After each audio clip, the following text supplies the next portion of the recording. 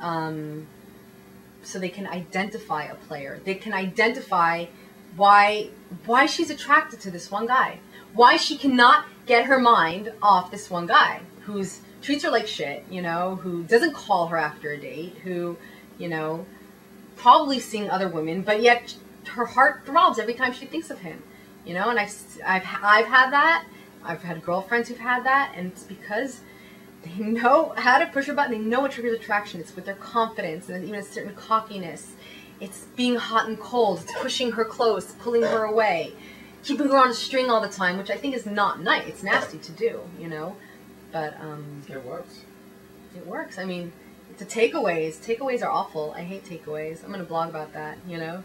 What are takeaways? Takeaways is when all of a sudden you drop out of a girl's life and she wonders where'd he go, and it makes her analytical and get into this really insecure mode of what did I do, and was it because I said this or was it because I said that, and you know, it can get a woman crazy, you know. And I think, you know, I'll blog about that. That men shouldn't do that. It's not nice. It's not menschly. It's not menschly. So why did you write? Go ahead. Yeah. No, just because women, I mean, they seek more natural relationship seekers and emotional intimacy seekers than men. So why did you write this book on tests? Like, what triggered you? Well, it got a good response from the blog, and it was originally I wrote it on spec for this website, and we didn't work out the deals of the publishing, so I decided to go out on my own. And how was the process of writing it? Was it easy? It was pretty easy. It definitely made me research a lot more. I mean, I didn't write it all from my head, and I studied pickup art literature more, but it came pretty easily because, you know, I've given shit tests, you know. What are the typical tests that you have given men? You know, sometimes like when they start with you or you pick them up, you don't give them so much affection, you know.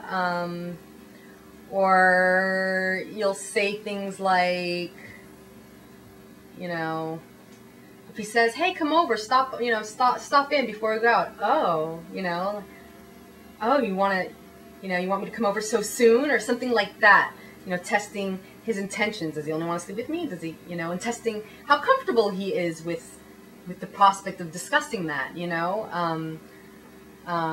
So let's say use that as an example. Oh, stop in. Oh, you want me to, you know, you want me in your bed already, you know, and you could be like, no, of course not. No, I want to get to know you. What are you talking about? You know, he's lying, you know. Of course he wants you in his bed already. So to handle that shit test, you know, I mean, I give guidelines on how he can answer it. He'd be like, hey, you're going a little too fast for me. I mean, I know that's on your mind, but like, I'm not there. You know, you're making light of it, joking with it, showing that he's comfortable with handling her difficult moments, or handling her like her barbs, you know, that he's man enough to take it, and not ignore it, or not kind of shy away from it. Or he can be like, yeah, of course I want to, you know, in my bed, but I'll wait, you know. But at least like fessing up to it and being comfortable with himself and with her as a sexual being. Because sometimes, yeah, maybe she doesn't want to sleep with him. You know, she wouldn't say that if she wasn't thinking about it, you know. That doesn't mean he has to take her right then and there. Maybe he can, you know. But so things like that, or you know, testing maybe his attraction to her, you know. So why are women always testing men like this? I don't know if they're always testing. They're just defensive mechanisms, and they occur through all 3 stages of relationships, rather from pickup to the long-term date, to dating, to marriage. So there are different reasons why she gives them during those periods. The question was why? Yeah, why do women give tests? Well, read the book. I have, but I want you to give a little hint. I'll give a preview.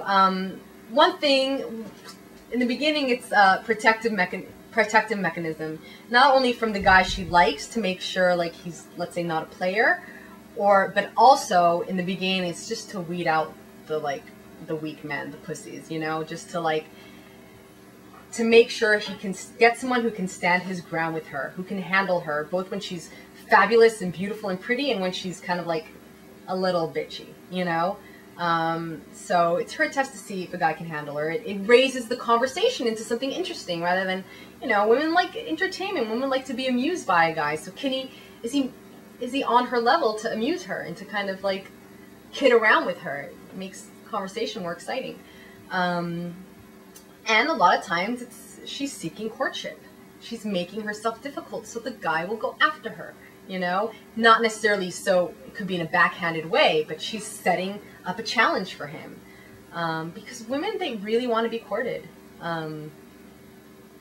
They'll try, there were moments in my life where I've courted men, but it doesn't give the real satisfaction, and I think it doesn't lend to an even relationship at the end of the day. What makes a man sexually attractive? Well, first of all, of course, his appearance. And I'm not saying good full beard. A beard. He has to have a beard. And yeah, we're gonna like seat out. Seat out, absolutely. Definitely, that's the way it rolls. We're gonna have to. Aside from those qualities, what else makes a man sexually attractive? Well, by appearance, I don't mean that he has to be classically good looking, but there should be a sense of pride in his appearance, the way he carries himself and posture, which communicates confidence. Because confidence, I think, is very attractive to women. Having an ease with himself, a confidence in himself, and a confidence around her, a confidence around other women. Someone who doesn't like kind of freak out, Obviously, social proof. Women respond to social proof, and maybe this is, like I said, it's not a statement on women, but women respond to a man who is a leader, who is successful, who is an alpha male, who has men surrounding him, men admiring him, women admiring him, or other women attracted to him, or even someone who's taken. That's why a lot of girls find married men attractive, because they have that social proof of like, he's taken. He's desirable. He had something desirable in him, that made this woman want to marry him. Humor, heroism, a certain level of creativity that's leading in a positive direction.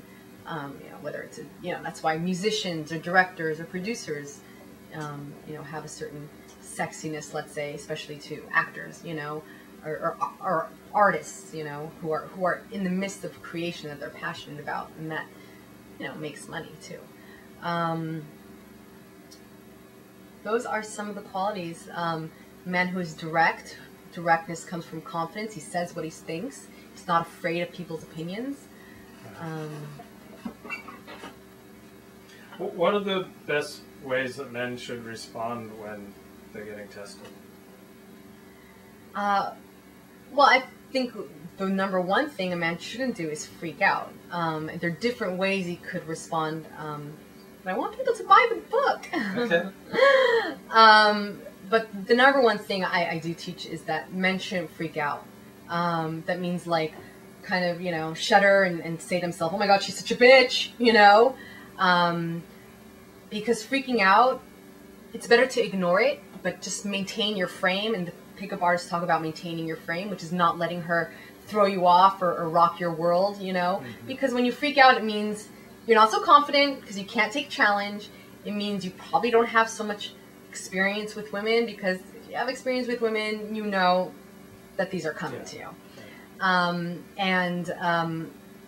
Also, the women, and what I teach a lot in my book, is yes, women want to be recognized for their greatness and their beauty, but even more so, they want to be comforted, and they want to know that a man will handle them and love them when they're difficult, when they're neurotic, when they're insecure, when they're bitchy, when they're irrational. I mean, sometimes I don't look for a guy who's going to love me all the time. I look for a guy who's love me because I'm a great writer, or I'm pretty, or whatever it is I am. I want a guy who'll love me for, my insecurities, or through my insecurities, and bolster me during those times of self-doubt, and just make me feel good about myself as a woman all around. Because, sometimes attractive and intelligent women are the ones who are kind of most insecure, because they're always on a pedestal. They're always like worshipped, or, and it's a lot of pressure. So the guy who can show that he can hold his ground and even comfort her and make her laugh when she's difficult, or when she's,